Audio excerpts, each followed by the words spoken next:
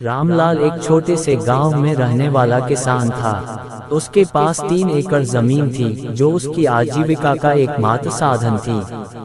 वह सुबह जल्दी उठता, अपने बैलों के साथ खेतों में काम करता और दिन भर कड़ी मेहनत करता।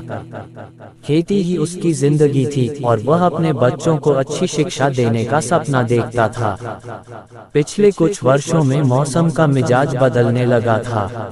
कभी सूखा तो कभी बेमौसम बारिश उसकी फसलों को बर्बाद कर देती थी। रामलाल कर्ज लेकर खेती करता, लेकिन खराब फसल की वजह से वह कर्ज चुका नहीं पाता। गांव के साहूकार का दबाव बढ़ता जा रहा था और रामलाल के पास अपनी जमीन गिरवी रखने के अलावा कोई चारा नहीं बचा। सरकार की योजनाएं और सब्सिडी अक्सर कागजों तक ही सीमित रह जाती थीं। रामलाल को पता था कि अगर हालात नहीं सुधरे तो वह अपनी जमीन भी खो देगा।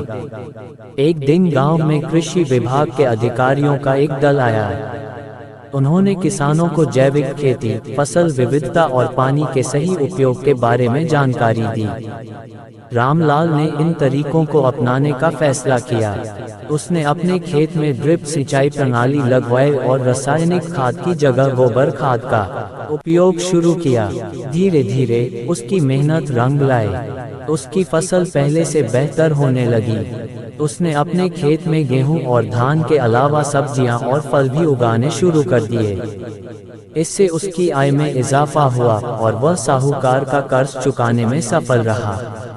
रामलाल ने अपनी खेती को और बेहतर बनाने के लिए इंटरनेट और मोबाइल फोन का इस्तेमाल शुरू किया। वह मंडियों के दाम जानने लगा और फसल बेचने के लिए बेहतर बाजारों की तलाश करने लगा। उसने अपनी बेटी को कृषि विज्ञान में पढ़ाई करने के लिए शहर भेजा ताकि वह आधुनिक तरीकों से खेती में मदद कर सके। आज रामलाल अपने गांव का सबसे सफल किसान है।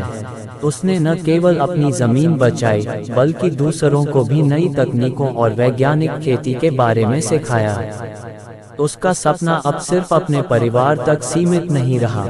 वह चाहता है कि हर किसान आत्मनिर्भर बने और खुशहाल जीवन जिए।